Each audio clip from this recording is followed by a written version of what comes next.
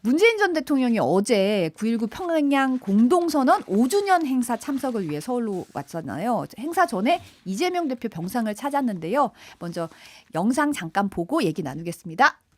그래도 뭐 지금 이게 단식의 진정성이나 결기는 충분히 보였거든요. 그리고 아까 말씀하신 그런 일에 대해서도 이제 길게 쌓아 나가야 되고, 그리고 이제 또 국면도 또 좀 달라지기도 하고, 그래서 이제는 또 빨리 이제 기운을 차려서 또 다시 또 다른 모습으로 또 싸우는 게 필요한 시기가 된 것 같고요.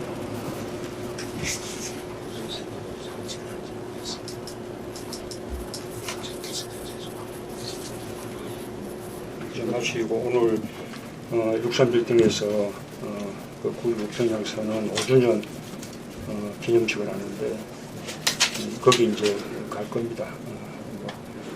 그뿐만 아니고 우리 이제 이 대표 그 단식 하는 거 와서 유로도 하고 또 말주도 하고 싶고, 솔직히 이제는 이 대표 혼자 몸이 아니잖아. 정말 많은 사람들이 다 함께 지금 아파하고 안타까워하고 다시 또 일어서기를 바라고 있는 거기 때문에 겨울은 늘 생각하셔야 돼요. 손을 꼭 붙잡고 이제는 혼자 몸이 아니다. 또 다른 모습으로 싸우는 게 필요한 시기다. 이런 얘기를 좀 하셨는데 어떤 의미일까요? 그러니까 어제 우리가 예고를 했잖아요. 5시 전에 이제 여기를 방문할 것이다 이제 얘기를 했고, 그래서 뭐 그 다른 모습으로 싸워야 될 필요가 있다. 뭐 요거는 쉽게 얘기하면 단식을 중단을 하고 좀 이제 뭐 대여 투쟁, 정부 투쟁에 좀 다른 방식으로 국회에서 조금 싸워라 뭐 이렇게 얘기를 한 것 같아요. 그래서 네. 뭐 두 가지 의미가 담겨 있는 거죠. 하나는 이제 건강을 좀 챙겨야 된다. 혼자 몸이 아니다. 야당 대표니까 그런 것도 있고, 사실 약간은 조금 이제 요거는 접을 때가 되지 않았냐. 뭐 이런 것도 있는 것 같아요. 그러니까 이게 모든 블랙홀처럼 지금 야당의 모든 이슈를 빨아들이고 있으니 이제는 뭐 외부에서도 이를테면 좀 국회에서 이제 싸울 필요가 있다. 뭐 이런 시각이 조금 문재인 대통령도 담긴 거 아니냐. 뭐 그런 얘기가 있습니다. 어쨌든 본인도 이제 열흘 단식을 했는데 얼마나 이제 뭐 힘들었는데 지금 20일째인데 얼마나 힘들겠냐라고 하고 이렇게 좀 이제 뭐 머리도 쓰다듬고 좀 뭐 얘기를 했습니다. 그래서 이재명 대표도 몸을 일으켜서 배웅을 하려고 했는데 문 전 대통령이 만류했다 뭐 이렇게 알려져 있습니다. 그래서 한민수 대변인 같은 경우에는 이런 걸음까지 하게 해서 죄송하다라고 이제 말을 했다라고 합니다. 근데 현재까지 아직 뭐 이재명 대표가 단식을 접은 건 아니고요.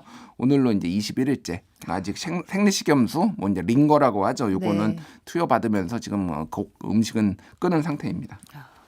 문재인 전 대통령이 병문안 왔을 때 이제 병원 앞에서 일부 이재명 대표 지지자들이 이제 손팻말 뭐 시위를 벌였다고요. 예, 그러니까 문재인 출당이라고 외치면서 이제 뭐 손 피켓을 들고 이제 시위를 벌인 거예요. 출당이요. 예. 그래서 뭐 쉽게 얘기를 하면은 지금 이제 친명계의 일부 지지자들 같은 경우에는 과거 친문들의 상당수가 이제 비명 쪽이고, 예를 들면은 뭐 지난 2월에 뭐 체포동의안 표결에서도 상당수가 뭐 가결을 던졌다. 그러니까 이 사태에 대해서는 문재인 대통령이 책임이 있다. 뭐 이런 식의 얘기들이 뭐 여러 방면으로 돌았거든요. 그거보다 더 기원으로 올라가면은 뭐 문재인 대통령이 제대로 도와주지 않아서 뭐 대선에서 뭐 졌다 뭐 이런 것까지 이제 기원이 약간 있는 거예요. 뭐 그런 뭐 정확하게 제가 직접 물어본 건 아니지만은 이제 그런 정서적 감정이 좀 있는 거 아니냐 뭐 이렇게 했는데, 민주당 지도부에서 조금 여기에서 강하게 좀 대처를 했습니다. 네. 오후에 이제 공지를 했거든요. 그래서 네. 이재명 대표는 문 대통령은 당의 큰어른이다. 민주당이 하나로 단결해 적과 싸워야 할 지금 나침반 같은 역할을 해주시는데 민주당 지지자라면 어찌 비난하는가라고 지적을 했다라고 이재명 대표의 명의로 이렇게 발언을 이제 민주당의 지도부에서 이제 발표를 한 겁니다. 네. 그래서 뭐 이 부분은 지난번에 기억하실지 모르겠는데 뭐 민주당의 뭐 칠적이네 해가지고 뭐 포스터 같은 거 만들어가지고 거기에 문재인 대통령 얼굴도 한번 들어간 적이 있었어요. 뭐 그래서 좀 강성 지지자들이 좀 문재인 대통령을 공격하는 것에 대해서 좀 지도부나 이쪽에서는 이게 당의 분열로 이어질 수 있기 때문에 그거는 좀 말려야 된다. 뭐 이런 기류들이 좀 있는 것으로 보입니다. 네. 또 문재인 전 대통령이 이제 퇴임 후 처음으로 상경한 거잖아요. 이게 어떻게 보면은 상경의 이유가 9.19 평양 공동선언 5주년 기념식 참석을 위해서고 이게 상당히 상징적인 의미가 좀 있을 것 같아요.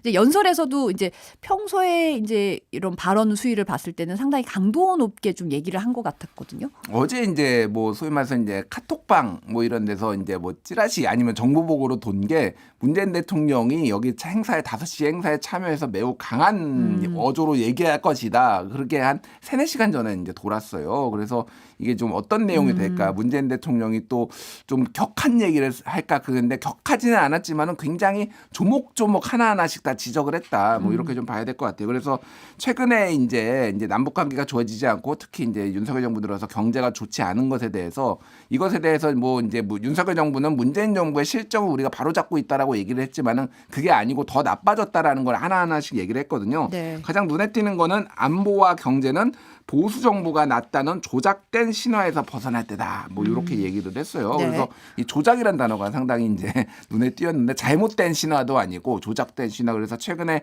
이제 정부 여당 감사원이 이제 저 문재인 정부에서 통계 조작이 있었다. 부동산 통계 그리고 소득 통계 이런 조작이 있었다. 이런 것에 대해서 조금 정면으로 반박한 거 아니냐라고 얘기를 했고요. 네.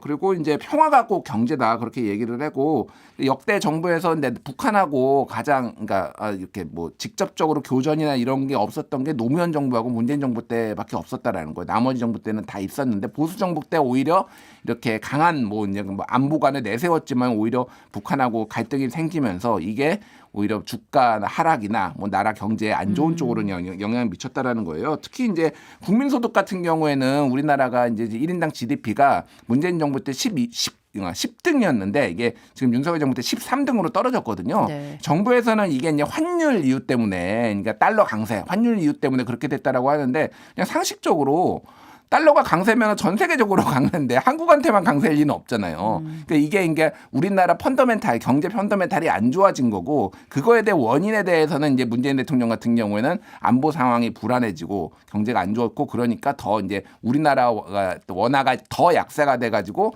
이제 평가 그러니까 GDP 평가가 좀 안 좋아졌다 뭐 이런 해석도 했거든요. 그래서 네. 조목조목 어쨌든 뭐 부자 감세 뭐 이런 거 세수 부족 뭐 이런 거에 대해서 하나하나씩 다 반박을 했습니다. 네. 문 전 대통령 어제 연설에 대통령실이 미국에서 굴종적으로 보이는 한산한 평화로운 상황이 평화는 아니다. 이렇게 반박을 했더라고요. 뭐 대통령실 뭐 고위 관계자 말로 나온 건데 뭐 윤석열 대통령이 직접 한 건 아니고요. 뭐 그렇게 얘기를 했습니다. 굴종적으로 보이는 한산한 평화로운 상황이 평화는 아니다. 압도적인 힘에 의해 상대방 기만과 관계없이 구축하는 것이 진정한 평화다. 이렇게 얘기를 했습니다. 네. 그래서 뭐 이거는 이제 뭐 윤석열 정부의 어떤 안보관 힘으로 이제 굴복시키겠다. 뭐 한미 동맹을 강화하겠다. 뭐 이런 뭐 연장선상으로 보고 저는 이거보다 훨씬 센 말들이 나올 거라고 생각했는데 생각보다 점잖게 윤석열 정부에서 반박을 했다. 뭐 네. 이런 생각도 좀 들었습니다. 어쨌든 그리고 특히 이제 9.19 군사합의 이제 요거가 이제 평양 회담 이후에 이제 나온 거잖아요. 그래서 네. 서로 이제 적대적인 행위를 중지한다. 요게 지금 사실상 뭐 무력화됐다 이런 얘기도 있는데 그래서 신원식 국방부 장관 후보자는 이거 폐지해야 된다 이런 얘기도 했잖아요. 네. 요거에 대해서 이제 대통령실 관계자가 얘기를 했는데 윤석열 정부 출범 이후에도 북한이 공공연히 합의를 어겨오고 있고 의도적으로 도발해오고 있다. 현 시점에서는 군사합의가 내포한 여러 문제점을 직시하고 관찰하고 있다라고 얘기를 했습니다. 그래서 폐지 여부를 얘기는 하지 않았지만은 이게 뭐 국방부 장관 바뀌고 정부 좀 기조에 따라서는 폐지 가능성도 좀 배제할 수 없다 이렇게 좀 볼 수 있을 것 같고요. 강민국 국민의힘 수석 대변인도 이제 오후에 논평을 냈습니다. 네. 그래서 북한의 대변이라도 하는 듯한 여전한 북한몽과 허울 좋은 거짓 평화에 매달린 그들만의 인식은 한치도 변하지 않았다라고 얘기를 했고요. 그리고 이제 문재인 정부 때 경제가 더 좋아졌다. 요거에 대해서는 이렇게 얘기를 했습니다. 문 전 대통령이 말하는 경제는 북한의 경제를 말하는 것이냐. 뭐 이렇게 얘기를 했어요. 그래서 가짜 평화쇼에 문 정권이 맞장구 쳐온 결과 북한은 핵과 미사일을 만들고 무력 도발을 강행하고 국민의 생명과 안전을 계속해서 위협하고 있다. 이렇게 얘기를 했습니다. 네. 다음은 이재명 대표 단식. 이제 문 전 대통령이 만류를 했잖아요. 네. 근데 아직 중단을 하진 않았어요. 벌써 21일째인데 언제까지 갈 거라고 보세요?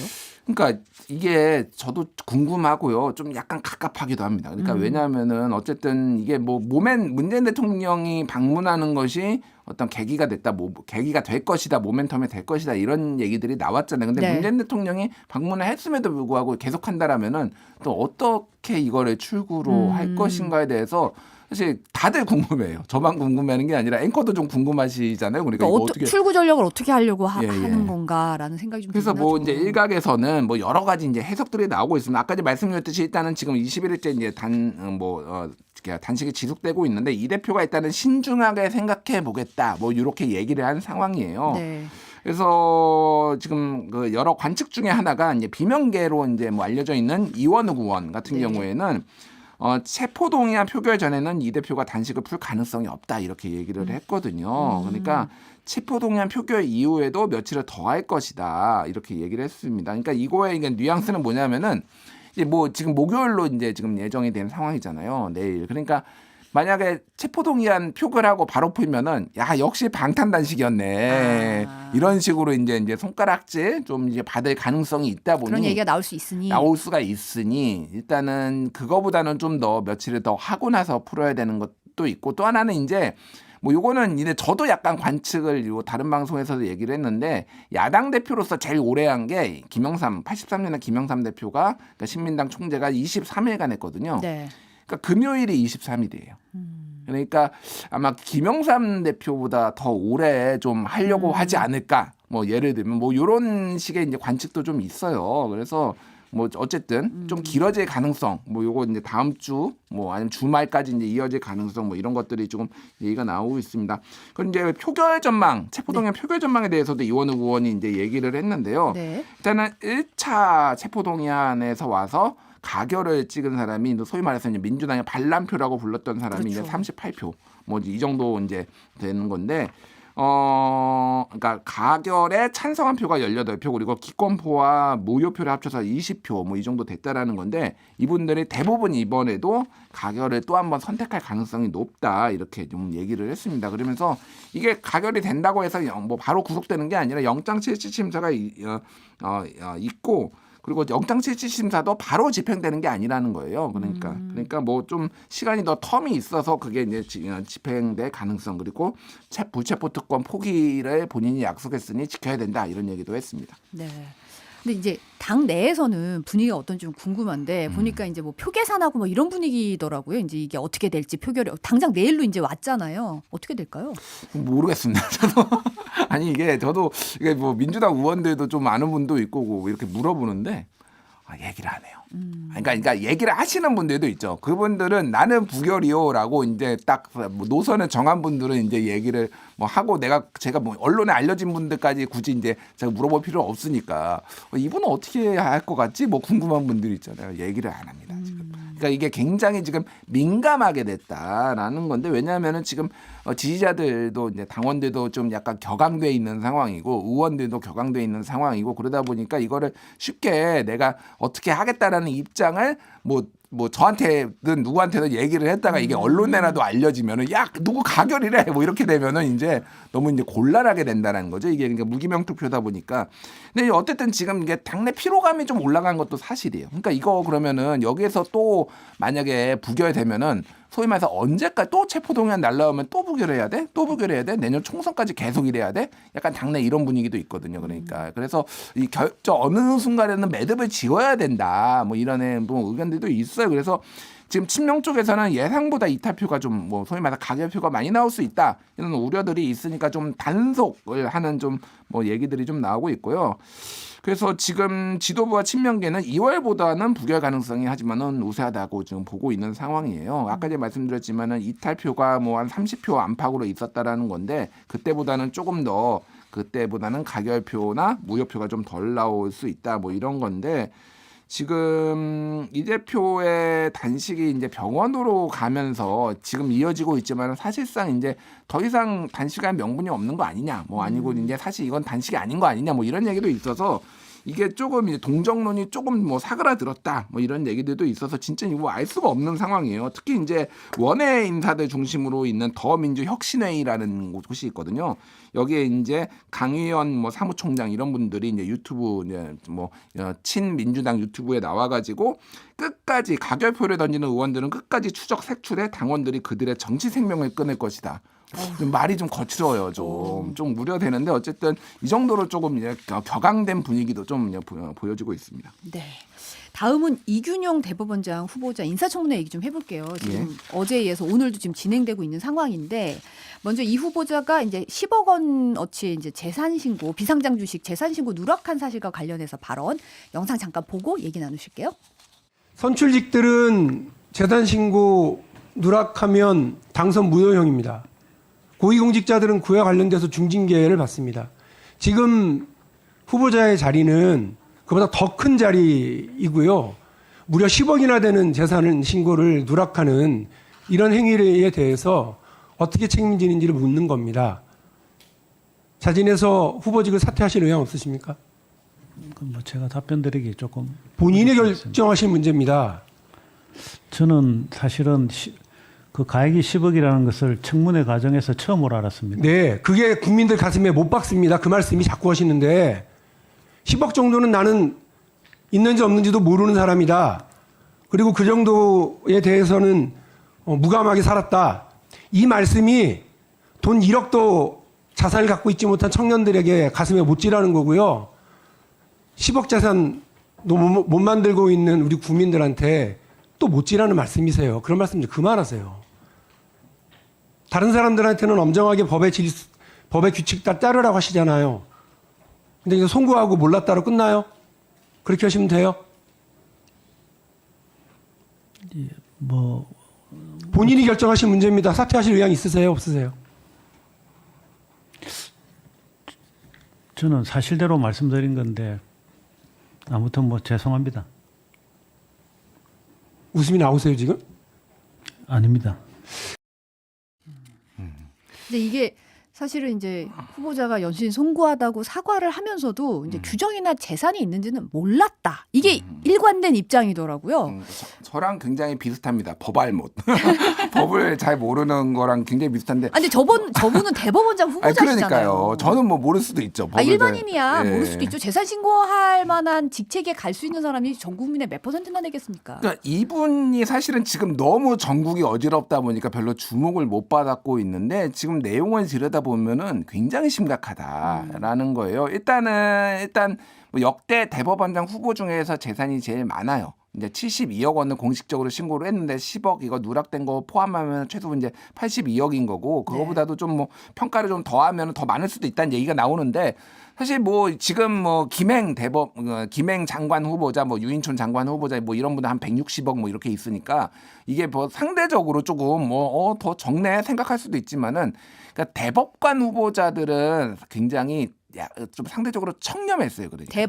대법원장 후보자들은 그래가지고 상당히 고액인 거예요. 이게 근데 물론 이게 처가 재산이기는 합니다. 문제는 그런데 이게 그러니까 전혀 그럼 본인하고 관련이 없느냐. 지금 얘기하는 게 다 관련이 있어요. 지금 이게 비상장 주식을 지금 신고를 안 해가지고 본인이 몰랐다라고 하는 거잖아요. 근데 비상장 주식 평가 방식이 바뀐 게 2016년에 진경준 검사장 혹시 넥슨 공짜 주식 뭐 기억하실지 모르겠는데 네네.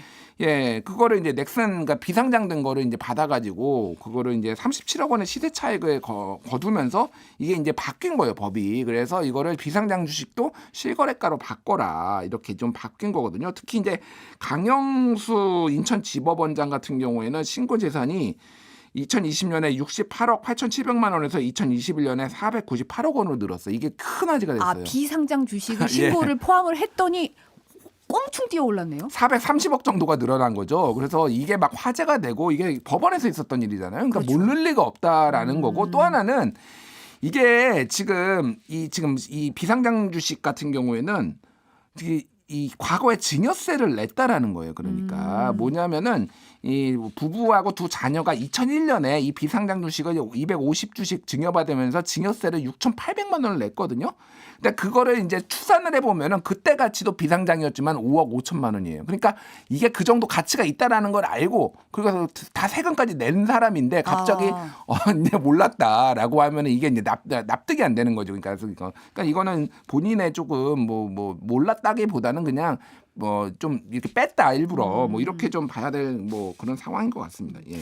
이게 이건뿐만 아니라 증여세 탈루 의혹도 지금 제기된 상황이잖아요. 뭐 이분이 하도 많아가지고 지금 뭐 증여세 탈루 의혹도 있는데 그러니까 이게 이건 배우자의 일입니다. 물론 배우자지만 이제 결혼했을 때 일이죠. 그러니까 배우자가 그러니까 부친의 땅을 이제 증여를 받았는데 이거를 매매로 신고를 합니다. 그래가지고 이거에 대해서 이제 국세청에서 이제 이거는 현금 증여라고 판단을 해가지고 이제 증여세를 1억 3천만 원 정도 이제 부과를 해요. 근데 국세심판원에 이제 불복해가지고 국세심판원에 이제 조세 불복 심판을 청구를 합니다. 그래서 근데 여기에 이 심판관이 이 과거 연수원 그러니까 후보자의 연수원 있을 때 교수였던 가르쳤던 분이에요. 그러니까 이분이 그래서 이거를 깎아줬거든요. 결국은.